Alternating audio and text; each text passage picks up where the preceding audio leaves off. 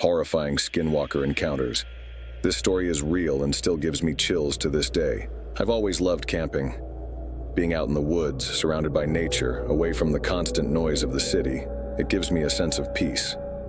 But after what happened a few years ago, that peace is tainted by something I can't explain, something that still haunts me. It was late October, and I decided to spend the weekend camping alone. I'd done solo trips before, and nothing unusual had ever happened. At least, nothing I couldn't chalk up to my own nerves. This time, I chose a remote spot deep in the forest, miles away from any trails. I was looking for solitude, a chance to reset. The first night was uneventful. The crisp autumn air, the crackle of the campfire, the sounds of wildlife. It was perfect. But the second night, that's when everything changed. It was around midnight, and I was sitting by the fire, just staring at the flames as they flickered in the cool night air. The forest around me was eerily silent. I've always found comfort in that kind of quiet, but that night it felt different. The silence felt wrong, like something was watching me. The hairs on the back of my neck stood up, and I couldn't shake the feeling that I wasn't alone. Then I heard it. A whistle. At first, I thought maybe it was the wind, but the sound was too distinct, too human. It was a soft, high-pitched whistle, echoing from somewhere deep in the woods. My mind raced. Was it someone out there? Another camper? A hiker who had gotten lost? I stood up, scanning the tree line with my flashlight, but I couldn't see anything. The forest was just a wall of black, the beam of my light swallowed by the thick trees. The whistle came again, this time closer, but still distant enough to make it hard to pinpoint. It wasn't a tune, just a single note, drawn out and unsettling. I called out, "Hello? Is anyone there?" No response, just the whistle, now more frequent and coming from different directions. It sounded like it was moving. At that point, I was starting to get freaked out, but I didn't want to jump to conclusions. Maybe it was some kind of animal. But what kind of animal whistles like that? Then, as I turned toward the direction of the sound, I saw it. A deer. It was standing at the edge of the clearing, half hidden by the trees. Its body was partly illuminated by the light of the campfire, but there was something wrong with it. I've seen plenty of deer while camping, but this one, it was off. Its body looked mangy, like it had patches of fur missing, and it was unnaturally still. Its eyes, which reflected the light from the fire, seemed to glow unnervingly bright. I thought maybe it had been injured or was sick, but then it did something that sent a chill down my spine. The deer stood up. It stood on its hind legs slowly, almost like it was mimicking a human. It was taller than I expected, far taller than any deer should be. Its legs were thin, bony, and the way it moved was unnatural, jerky. But what really terrified me was the way it stared at me. Its eyes locked onto mine, and I could feel a weight in its gaze, like it was more than just an animal. It was watching me, studying me. For a moment, I was frozen, unable to move. I'd heard stories, creepy urban legends about skinwalkers and creatures in the woods that could mimic people or animals, but I'd never believed any of it. Yet here I was, face to face with something that defied all logic. The whistling started again, but this time it was louder, more urgent. And it wasn't coming from the deer. It was coming from behind me. Slowly, I turned my head, terrified of what I might see. But there was nothing there, just trees and darkness. The whistle echoed through the woods again, and when I whipped my head back toward the deer, it was gone. Panic surged through me. I grabbed my flashlight and shone it around the clearing, but the deer had vanished. I scanned the tree line, half expecting it to be standing behind one of the trees, waiting for me to look away again. But the forest was empty. Then the whistle came again, closer now, too close. I backed toward the fire, feeling the heat at my back, my pulse racing. I didn't know what to do. The logical part of my brain kept telling me that it was just a deer, that I was overreacting, but the deeper primal part of me knew something was horribly wrong. I kept the flashlight moving in slow arcs, trying to catch any movement, any sign of the thing that had been watching me. The whistling stopped again, leaving only the crackle of the fire and my own ragged breathing. Then I heard a branch snap. I spun around, and there, just beyond the reach of the firelight, I saw it again. The deer. But this time, it was closer. It stood there, still on its hind legs, swaying slightly as if trying to balance. Its eyes glowed in the dark, fixed on me, unblinking. "Leave me alone," I shouted, but it didn't move. It just stood there, watching. I couldn't take it anymore. I grabbed my pack, doused the fire as quickly as I could, and started walking back to the trail. I didn't care that it was pitch black, or that I didn't have a clear path. I just wanted to get out of there, away from whatever that thing was. As I moved through the trees, I could hear it following me. The soft rustle of leaves, the occasional snap of a twig. It was keeping pace with me, staying just out of sight. And then, once again, the whistling started. But now it wasn't coming from one direction. It was all around me, like there were more of them, hidden in the trees, circling me. My walk turned into a jog, then a full sprint. I didn't look back. I didn't want to know how close it was. I just kept running, my heart pounding in my chest, my breath ragged. The whistling followed me the entire way. When I finally reached the trailhead and saw my car, I felt a wave of relief wash over me. I practically threw myself inside and locked the doors, my hands shaking. For a long moment, I just sat there staring at the dark woods beyond the windshield, waiting for the deer to emerge. But it never did. I drove home that night, never looking back. I don't know what I saw out there. I don't know what that thing was, or why it was watching me. But I do know one thing. I'll never camp in those woods again. Something is out there, and it's not natural. To this day, I still hear those whistles sometimes when I'm alone at night. I tell myself it's just the wind, but deep down, I know better. This next story is horrifying, so make sure to like and subscribe. Number 2. I've been visiting my grandfather's cabin since I was a kid. It's deep in the woods, miles from the nearest town, nestled by a lake and surrounded by trees as far as the eye can see. The cabin itself is old, built by my great-grandfather, and has this rugged charm that I've always loved.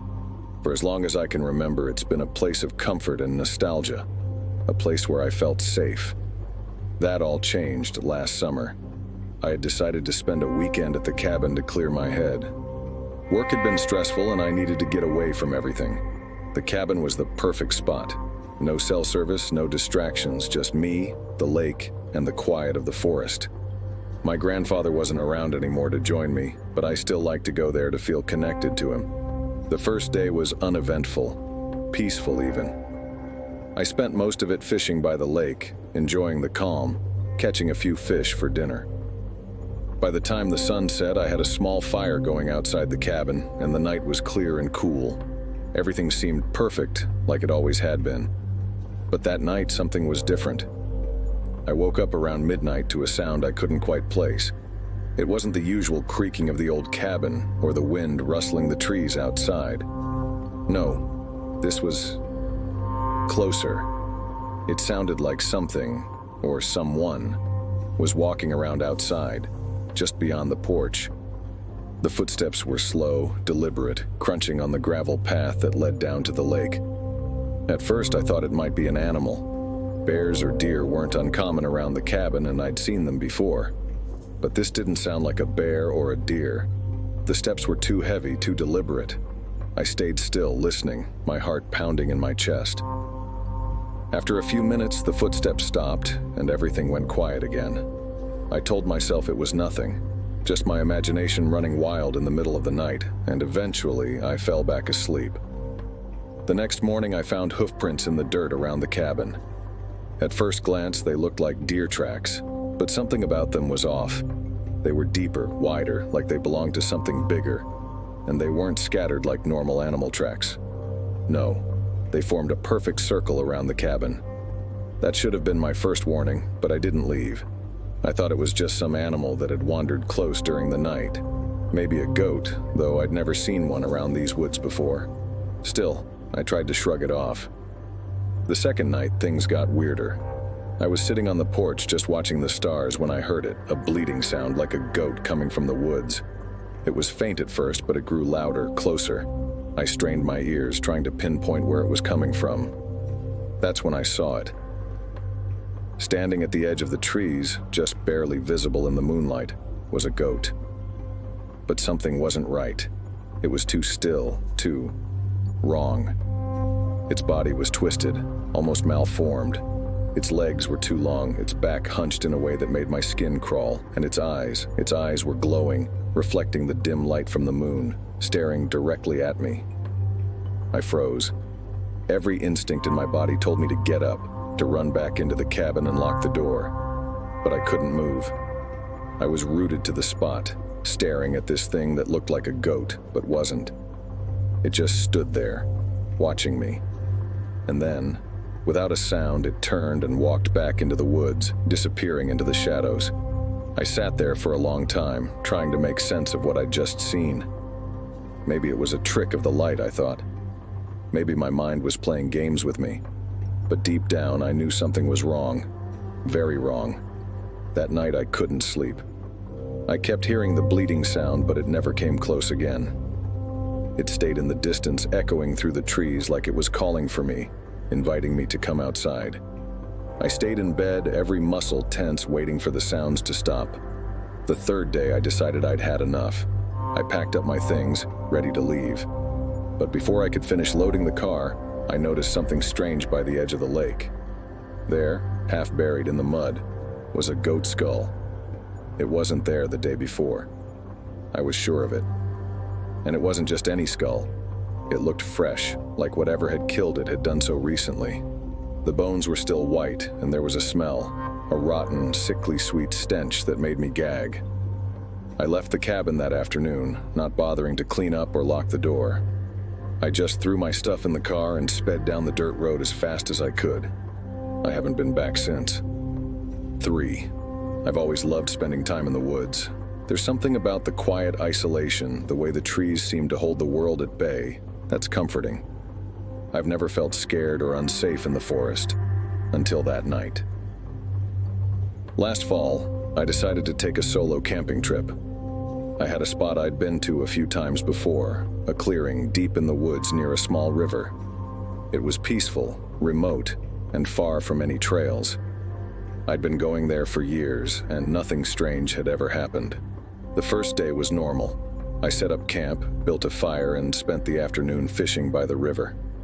As the sun began to set, I cooked dinner over the fire and settled in for the night. Everything felt calm, like it always did.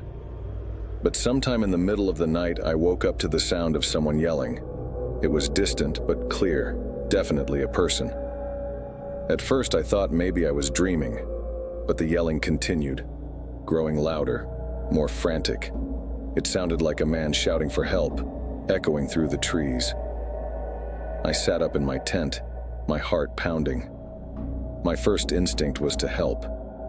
I grabbed my flashlight, unzipped the tent, and stepped out into the chilly night air.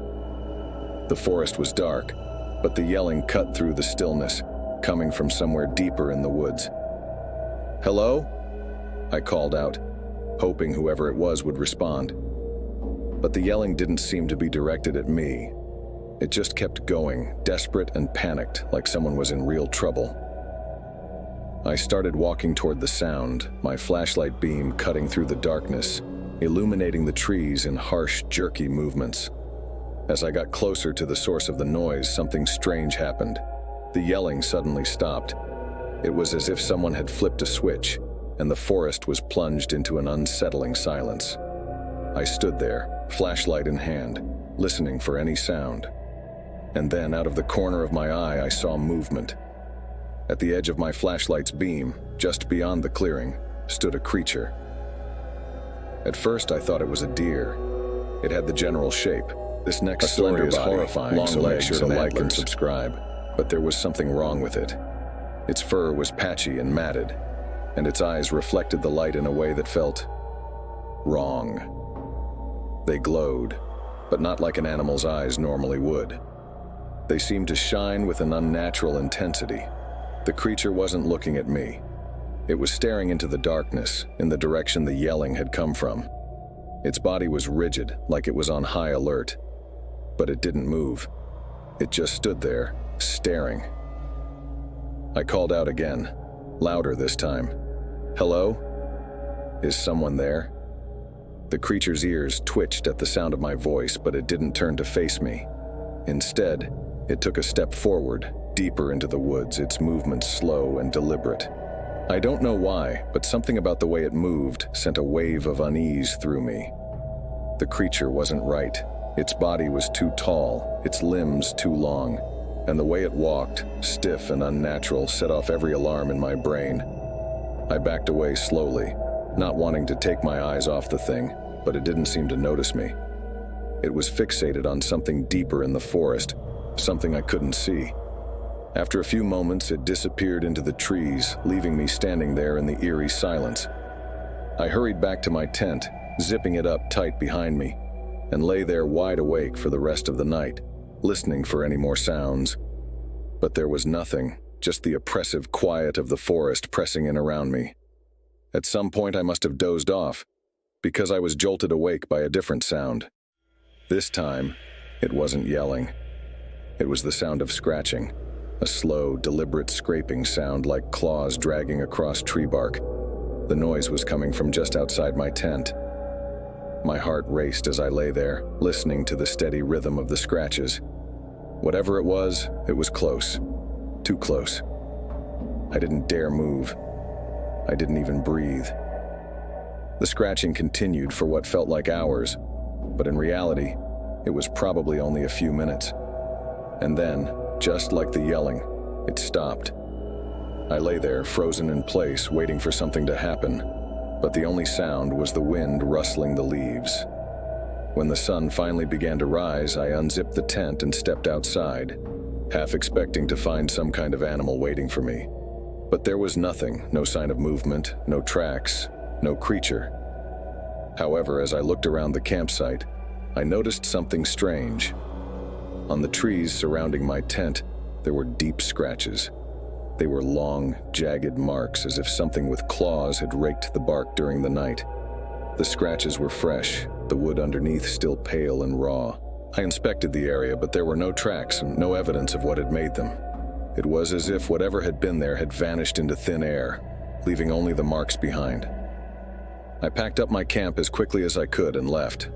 I didn't want to stick around to find out what had been making those noises or what that deer-like creature had been watching. I've told a few people about what happened, but no one believes me. They think I was just spooked by being out there alone, or that I imagined the whole thing. But I know what I saw and I know what I heard. There was something out there in those woods that night. Something that wasn't human, and it was watching me. I haven't been back to that spot since, and I don't think I ever will. Whatever it was, it didn't want me there. And after what happened, I have no desire to go back. Thanks for watching. Like, subscribe, and comment your video ideas down below.